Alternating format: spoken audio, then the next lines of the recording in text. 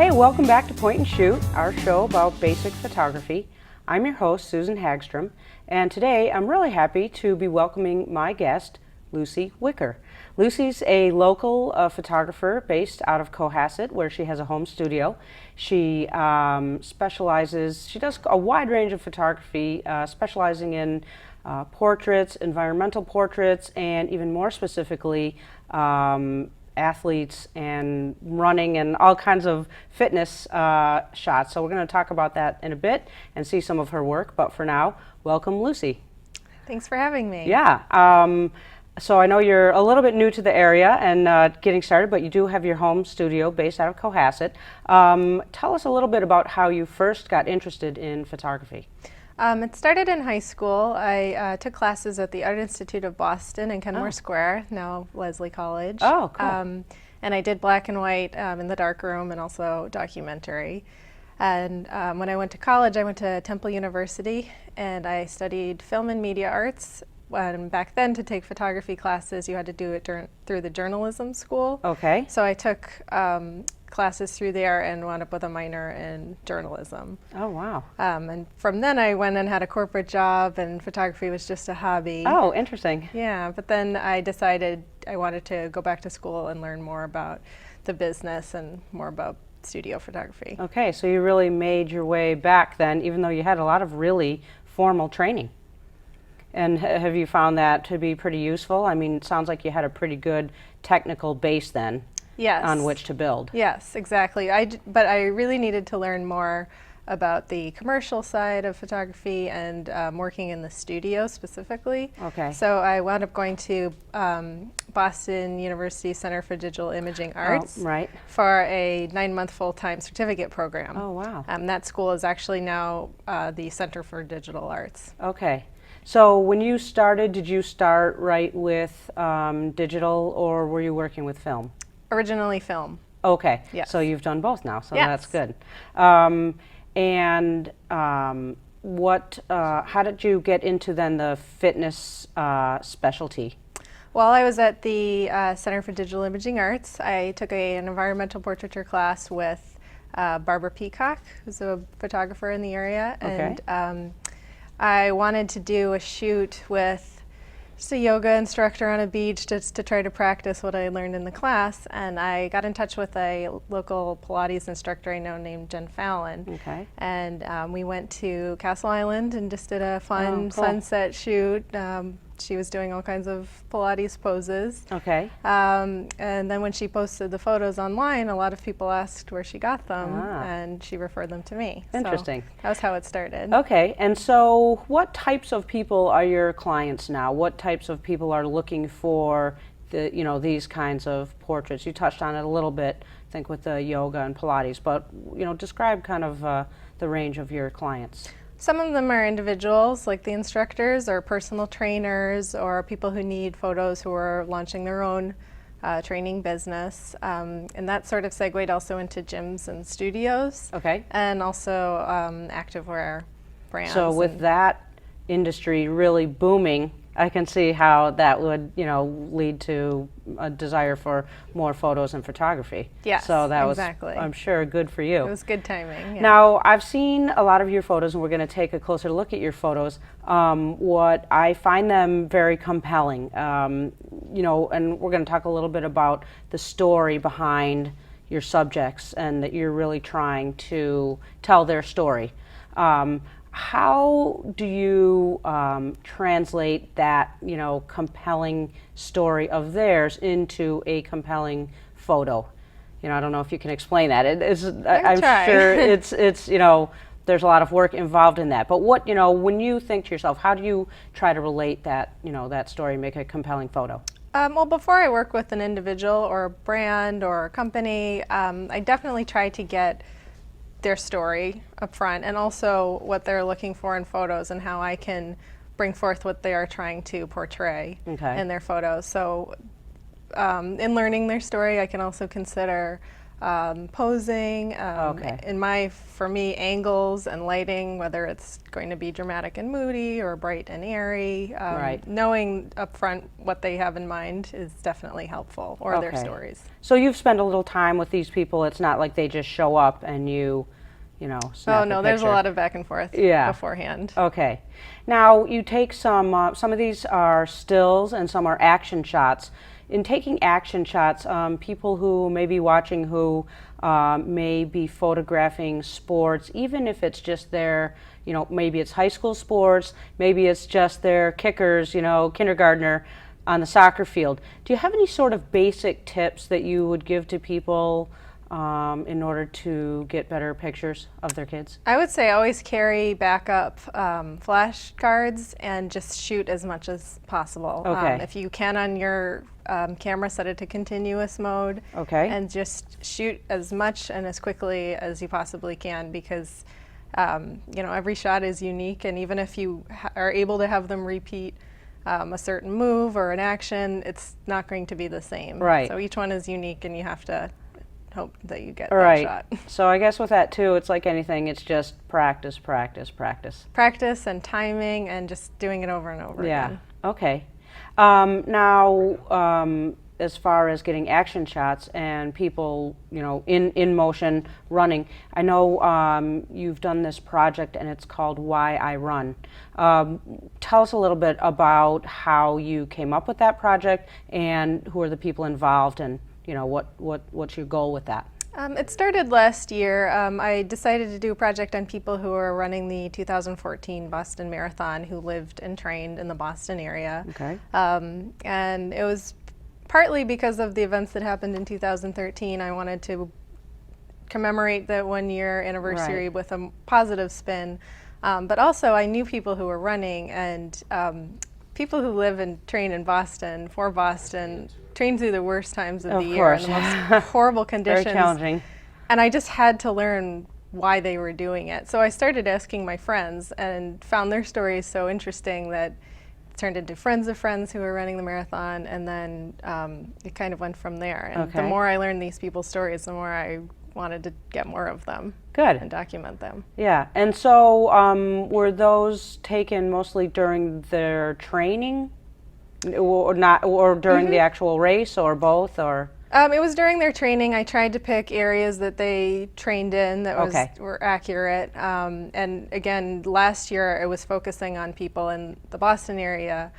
This year, when I decided to do it again, I focused on people on the South Shore. Okay. Do you think that's something you're going to do on an annual basis? I think so. I wasn't sure last year, and then I wound up doing it again, and I've gotten a lot of positive feedback. Oh, People good. seem to enjoy the stories. So. Now, so those are things done on location. You also have a studio, a home studio, and how is that set up? Just a quick overview of how you have your home studio set up. Well, the house we bought has we call it a barn in the back, but it's a one-car garage and a workshop on the first floor, and on the second floor it's sort of this big open space. Okay. So I was able to easily convert it into a studio when Great. we moved last August. Okay. And I suppose it's great to have a studio because then you're controlling the elements, your lighting, all those kinds of things, the backdrop. Exactly. So, I use it primarily for shooting on a background. okay. All right. Any interesting projects that you have coming up? Well, since I'm new to the South Shore, I have a lot of portfolio projects that I would like to do, and Okay. definitely with the weather being nice now, come outside and Good. just explore the area. All right, so we're going to be looking for those. We'll give people your contact information, your website information. We're going to take a quick break, and then we're going to come back and take a closer look at Lucie's work. You're going to be able to see some examples of the fitness clients and some of the people that were involved in that Why I Run project, and I think you'll be able to see how she's been able to bring forth a compelling story in a compelling photograph. So stay tuned, we'll be right back.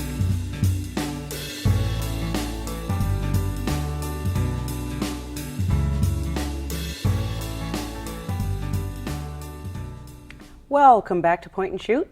We're here today talking to Lucie Wicker. She's a portrait photographer mostly based in the South Shore who spends a lot of time photographing fitness-related portraits and has a project called Why I Run that involves people who have run the Boston Marathon and a number of other upcoming projects that we'll talk about as well when we finish up. But right now we're going to take a closer look at some of Lucie's photos, and she's going to tell us a little bit about the background of some of them and how she employed some techniques to really make a compelling photograph. So let's take a look.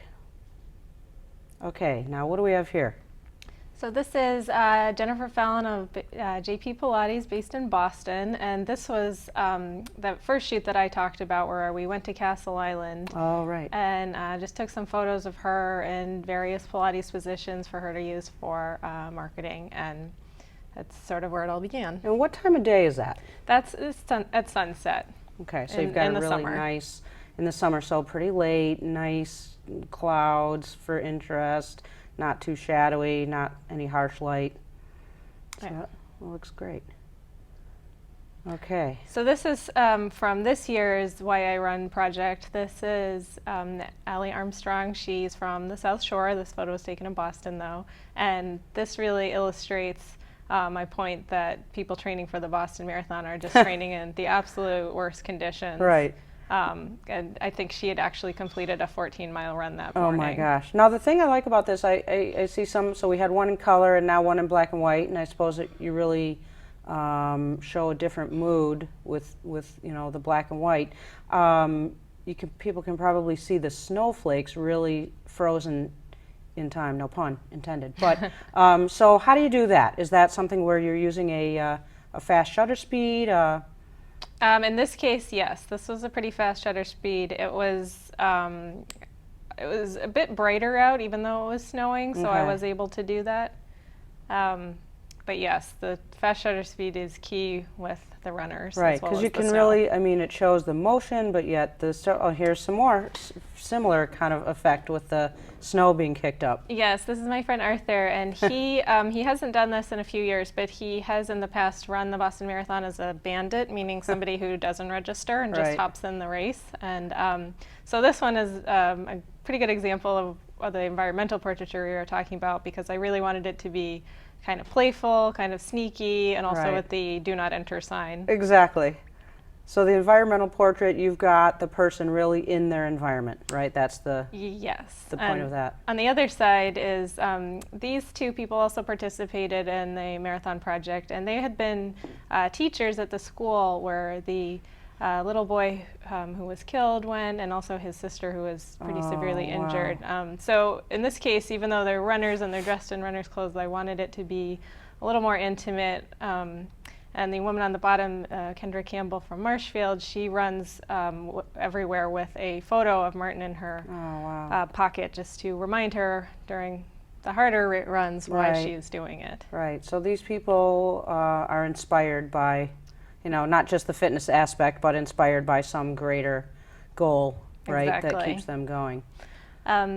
This is a runner named Rebecca Pacheco.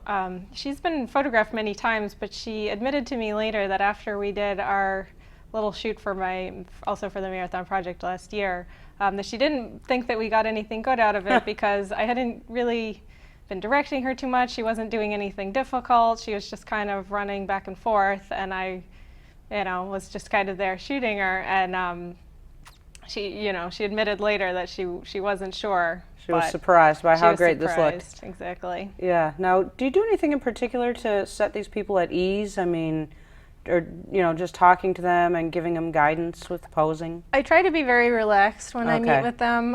I do try to not give them, well, it depends. In the running projects, I do try to not give them too much direction because I don't want them to freeze up or look uncomfortable. Okay, right, because it looks pretty natural. And I do watch them a couple times going back and forth just to see how they run. Now here's something completely different. Yes, this is a shoot I did for a company called John G. They're a running apparel company, and they donate some of their the money they make from their clothing to charity. And they were interested in running shots, but they also wanted sort of the other sides of running, the more relaxed running together, stretching, the post-workout, not just a typical running shot. So here I'm assuming is that natural light then just coming in through the window? Yep, or an open that's space? natural light. There's actually, it's hard to tell, but there's several openings. Okay. So it was lit pretty well, and I did have a reflector for fill. Okay. So now this is something really striking, obviously in your studio. Yes, this was taken in my studio. This is a trainer and fitness competitor named Amy Sanders, and she really wanted a sprinting shot, but she wasn't sure if we would be able to do it within the confines of my studio space. But I explained to her that a shot like this is really just a jump, sort of an exaggerated leap. And again, she wasn't doing anything particularly spectacular except a little hop. Well, it looks pretty spectacular to me. And I did shoot from a lower angle, so she looks like she's a lot higher than she is. But that was how we were able to achieve that in a smaller space. This is a photograph from a studio I shot in Scituate called Be Well. They thought it would be really cool to do the different stages of doing a burpee. So it's the plank, and then going down, and then hopping up. Interesting. So they took 5 people, and we just did the 5 stages. Yeah, I like the lighting there too. Now obviously you've got lighting coming in from outside, and then this is black and white too, so again, kind of dramatic. And then even though the lighting, the windows are a little blown out, I don't know, I think it's just, it offers a different effect because you have the, wide range of lighting.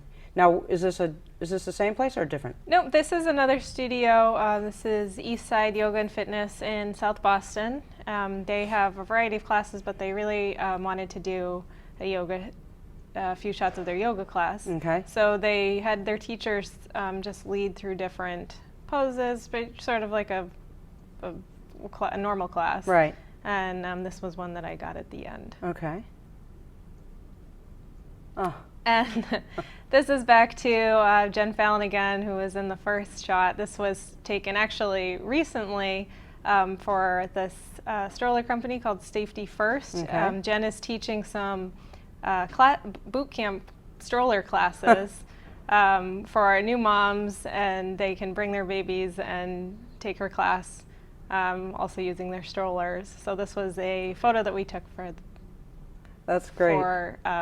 For that company. Yeah, I like that. I mean, it's great. You could really see the expression. I mean, she was concentrating, and then the child sort of carefree. So, and another outside color example.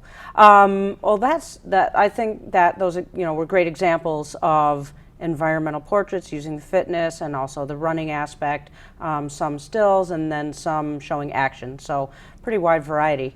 We're going to take another quick break. When we come back, we're going to see Lucie in action and on location and get a more of an example of how to set up those shots and what it looks like when she goes through and poses the clients and puts it all together. So stay tuned and we'll be right back.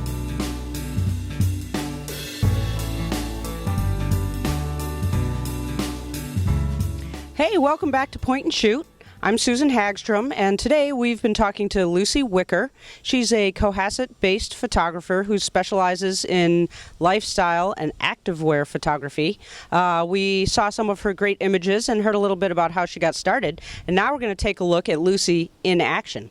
We're out here in Cohasset at the site of her studio, and we're going to take a look inside, see how she has her studio set up, and then we're going to come back outside and watch Lucie in action. So let's follow us up and take a look. Hey, here we are inside of Lucie's studio. It's really cool. Being a photographer myself, I'm very jealous right now. It looks like an awesome space. Why don't you just describe to us, I know you've been here about a year now? Yes. So you must have it, it's probably still a work in progress, but It you're is. working toward getting it how you can use it most efficiently. Tell us how you have this set up and how you use it. Well, when we moved in, it was a nice big open space, which I definitely wanted to keep. One of the things we added was a mount for my seamless, so I can swap out the rolls and pull it down pretty easily. So that's for people just starting, that's just basically a roll of paper that you use for a background for Yes. portraits or other studio work, okay. Yep, and it's long, so it can go underneath the model. And Perfect. it's pretty nice. And one of the things I liked about the space is it's pretty long, so I actually have I have good height and depth. So that gives you flexibility to use different lenses or stand near or further away. Exactly. Okay. And it's helpful with action shots and also with more than one person as well. Okay. We have, one of the things I purchased was a nice big Reflector? Well, it's a light. Oh, it's okay. from Dynalite. It's just a big parabolic, and wow. I love it. And you have a lot of nice windows, and so I'm assuming that helps with natural lighting as well. Yep, we have a lot of natural light, and we also have light blocking blinds for when I'm using the studio lights. So I know you do both studio and outside. We're going to head outside in just a minute, but one thing that I think we discussed that you can really see here is in the studio you can control all the elements, right? So there's no wind, you can adjust the light, you can set up people how you want them, and then you don't have to worry about outside factors. Exactly. So I think you can see that this is a great space to do that. So tell me what we're going to do now. We're going to head outside. We have a model, and what is it that you're going to be doing? What should we be looking for in this shoot? Well, I have a great model. Her name is Kim, and she's based down here in the South Shore. She's a personal trainer. Okay. And she does some fitness modeling as well. And because we had been talking about running and running photography, I thought we could just go outside in the yard and have her do some running. That sounds good. As long as it doesn't involve me running, I'm up for it. Okay, so we're going to head outside, and we're going to have a demonstration of how Lucy would do one of her shoots.